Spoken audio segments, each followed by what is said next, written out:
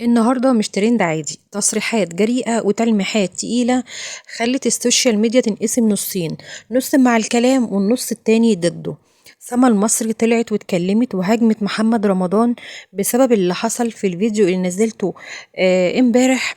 الفيديو اللي كان في ميت عاصم ببنها والشاب اللي لبسوه بدلة رأس. يا ترى سما قالت الحقيقة اللي ناس كتير خايفة تقولها، ولا دي محاولة جديدة لركوب الترند؟ يلا بينا على الفيديو. يا مساء الأنوار، نورتوني وشرفتوني في قناتي. اللهم صل وسلم وبارك على شفيعنا سيدنا محمد عليه أفضل الصلاة والسلام. كل سنة وانتم طيبين وبخير. اللايك، ما تنسوش اللايك يا جماعة، فضلا وليس أمرا.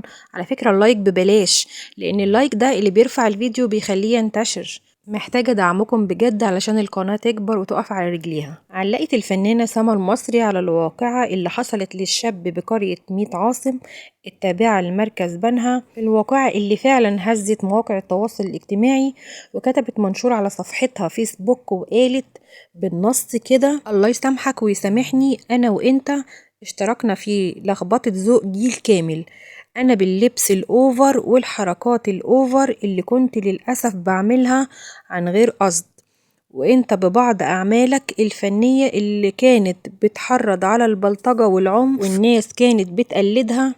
قميص النوم اللي انت لبسته للشاب في الشارع في مسلسل الأسطورة، الشباب نفذوه فعليا النهاردة بمنتهى الحقارة والوقاحة وعدم الرحمة مع شاب في بنها، وزفوه وضربوه في الشارع. ودي نتيجة دور وأدوار تانية انت ومنتج ومخرج اشتركتوا فيها بقصد أو من غير قصد.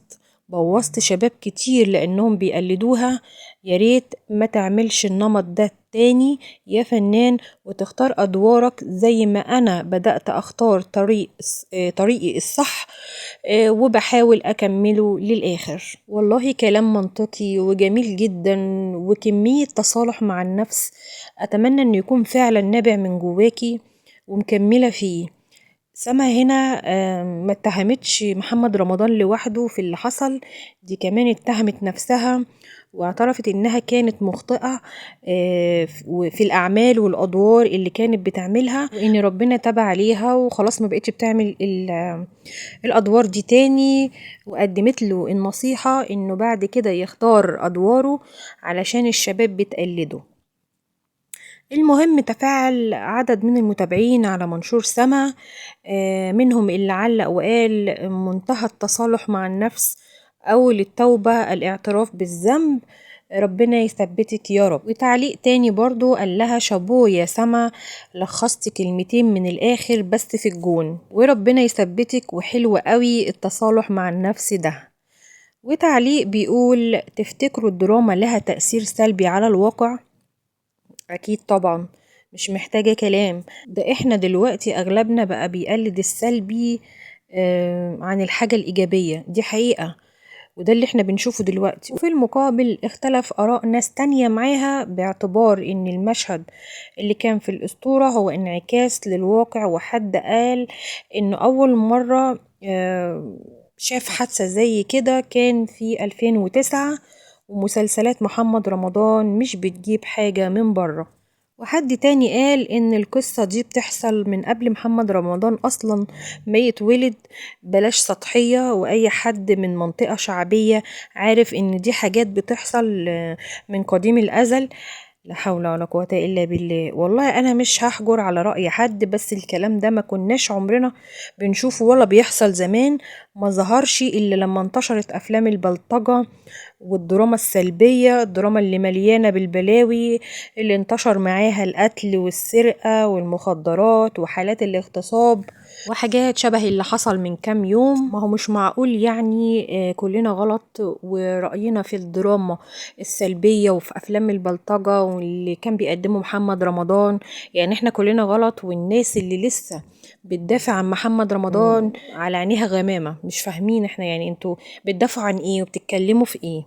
المهم ان محمد رمضان لحد دلوقتي مردش على رسالة سما المصري ولا أدلى بأي تصريح، رغم ان الناس كلها اتهمته هو شخصيا باللي حصل للشاب ده. بس ما نستبعدش اكيد هيطلع يرد، بس بطريقة مستفزة كالعادة. يعني اكتبولي وقولولي رأيكم في الكومنتات. فعلا سما المصري اعترفت بخطأها وانها كانت من احد اسباب الانحراف الاخلاقي واللي بيحصل دلوقتي، والكلام اللي وجهته لمحمد رمضان لخص فعلا كل الحكاية، ولا هي طالعة بس علشان تركب الترند اليومين دول؟ وكده خلاص خلاويص، خلص الفيديو بتاعنا النهاردة، ويلا بينا على فزورة الفيديو. تعالوا بقى نهزر ونفزر ونختم الفيديو بفزورة حلوة كده اهو، نحاول نخرج من المود اللي احنا فيه شوية. الفزورة بتقول: اتحكم على قاتل بالإعدام فخيروه بين 3 غرف، الأولى فيها نار، والتانية فيها ناس مقتولة،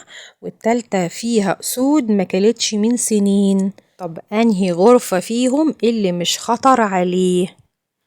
يلا انزلوا بسرعة وجاوبوا في الكومنتات وحطوا اللايك للمرة المليون. حطوا اللايك، واللي لسه ما اشتركش في القناة ينزل بسرعة ويشترك ويفعل زر الجرس ويدوس على علامة الكل علشان يوصل له كل الفيديوهات اللي بنزلها. باي باي.